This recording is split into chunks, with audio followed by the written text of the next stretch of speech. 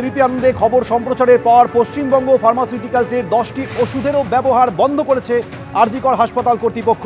আর ইতিমধ্যে অভিযোগ উঠেছে যে আরজিকর হাসপাতাল, ন্যাশনাল মেডিকেল কলেজ, এসএসকেএম সহ বিভিন্ন জায়গায়, বিভিন্ন মেডিকেল কলেজে এই স্যালাইন কেন ব্যবহার করা হচ্ছে নোটিশ জারির পরেও সেই বিষয়ে প্রশ্ন উঠে গিয়েছে।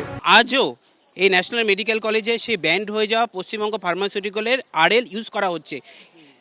গত 7 তারিখ স্বাস্থ্য দপ্তরের বিজ্ঞপ্তি বলছে এই আরএলকে এক্ষুনি বন্ধ করতে হবে এবং লোকাল পারচেস করে আরএল সরবরাহ করতে হবে। কিন্তু তা সত্ত্বেও আমরা যেগুলো এই মর্মান্তিক ঘটনা ঘটে যাওয়ার পরেও এই যে হাসপাতাল, এই স্বাস্থ্য দপ্তরের যে ঘুম ভাঙেনি, যে আজ সেটার প্রমাণ আজকেও পেশেন্টদের, প্রসূতি মা যাদের সিজার হচ্ছে সে মাদের সেই আরএল ব্যান্ড হয়ে যাওয়া পশ্চিমবঙ্গ ফার্মাসিউটিক্যাল আরএল ইউজ হচ্ছে। কালো তালিকাভুক্ত সংস্থার তৈরি স্যালাইনে প্রসূতি মৃত্যুর পরেও নির্বিকার স্বাস্থ্য দপ্তর। রাজ্যের বহু সরকারি মেডিকেল কলেজে এখনও চলছে পশ্চিমবঙ্গ ফার্মাসিউটিক্যালের স্যালাইনের বোতল। পশ্চিমবঙ্গ ফার্মাসিউটিক্যালের তৈরি এই স্যালাইন বহাল তবিয়তে চলছে একাধিক সরকারি হাসপাতালে। এর মধ্যে রয়েছে NRS medical college, RG Kar medical college, national medical college. এই সমস্ত সরকারি হাসপাতালে এই স্যালাইনের বোতল কি করে ব্যবহার করা হচ্ছে, এই প্রশ্ন উঠছে। তার কারণ গত 7 তারিখ স্বাস্থ্য দপ্তরের তরফ থেকে নোটিশ জারি করা হয়েছিল, তারপরেও 4 দিন কেটে গিয়েছে, কিন্তু এখনও এই স্যালাইনের বোতল ব্যবহার করা হচ্ছে বলে অভিযোগ উঠছে। প্রসূতি বিভাগে দেদার ব্যবহার করা হচ্ছে এই পশ্চিমবঙ্গ ফার্মাসিউটিক্যালের রিঙ্গার ল্যাকটেট স্যালাইন বলে অভিযোগ।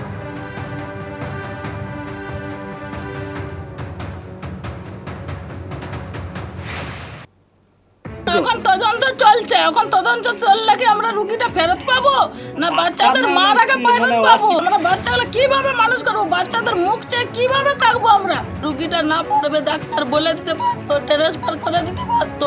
আমরা রুগীটাকে পারবো না, ট্রান্সফার করলে আপনারা চলে যান। ডাক্তাররা কিছু বললেন না, ডাক্তাররা শুধু বলছে ওষুধের দ্বারাই ঠিক হয়ে যাবে, ওষুধের দ্বারাই ঠিক হয়ে যাবে। যত বেলা হচ্ছে রুগী তত অসুস্থ হয়ে পড়ছে, 3টা বাজছে তখন জ্ঞান হারিয়ে গেছে। আমাদের তো পেশেন্টটা মারা গেল, রুগীটা, 2 ছেলে মেয়ে মা হারা হলো। তো এখন এর জন্যে কে দেয় আর কে নেবে এর ভার? আর আমরা কিভাবে মানুষ করবো এই 2 ছেলে মেয়েকে? যদি আগে এটা ভেবে দেখা হতো, সরকার যদি ভেবে দেখতো বা চিকিৎসাটা হতো, তাহলে তো আমাদের পেশেন্টটা মরতো না, তাহলে আমাদের 2 ছেলে মেয়ে মা হারা হতো না। কলকাতার একাধিক মেডিকেল কলেজে এই কালো তালিকাভুক্ত সংস্থার তৈরি রিঙ্গার ল্যাকটেট স্যালাইন ব্যবহার করা হচ্ছে বলে অভিযোগ উঠছে। যেমন এই সমস্ত মেডিকেল কলেজের মধ্যে NRS medical college, RG Kar medical college, national medical কলেজের নাম রয়েছে। এই সরকারি হাসপাতালগুলিতে এই স্যালাইন ব্যবহার করা হচ্ছে বলে অভিযোগ উঠছে। প্রশ্ন হচ্ছে যে গত 7 তারিখ অর্থাৎ 7ই জানুয়ারি যখন সরকারের তরফ থেকে নোটিশ পাঠানো হয়েছিল, তারপরেও 4 দিন কেটে গিয়েছে, 96 ঘন্টা পরেও কি করে এই স্যালাইন ব্যবহার করা হয়, এই প্রশ্ন বড় হয়ে দেখা দিয়েছে।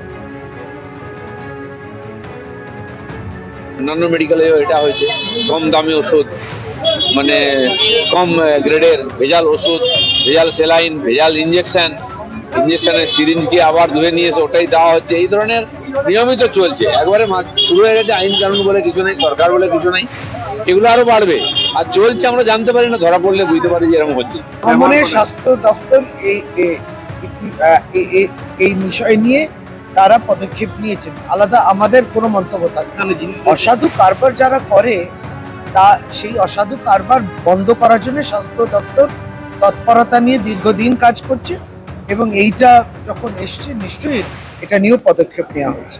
দুর্ভাগ্য এই অসাধু কাজ এবং এইভাবে মানুষের প্রাণ নিয়ে ব্যবসা কেউ করবে, এই টানাটানি করা হয়। এটা ভয়ঙ্কর অন্যায় কাজ। যে মহিলার মৃত্যু হলো, সে মহিলা, তিনি তো দায়ী না, তাহলে দায়ী কারা? দায়ী স্যালাইন। আর এই স্যালাইন নিয়ন্ত্রণ করে কারা? সরকার। চিকিৎসকরা বলছেন এগুলো কিন্তু চেক করা উচিত ছিল। কালকে চিকিৎসকদের কথা শুনেছি, এটা চেক করা উচিত ছিল। চেক করার দায়িত্ব কার? প্রশাসনের, স্বাস্থ্য প্রশাসনের চেক করার দায়িত্ব।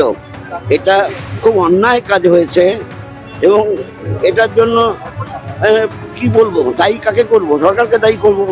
মুশকিল তো হচ্ছে এই যে জনগণের সঙ্গে সম্পর্কযুক্ত সমস্ত বিষয় মুখ্যমন্ত্রীর হাতে। মুখ্যমন্ত্রী তো 2টো চোখ, একটা মাথা।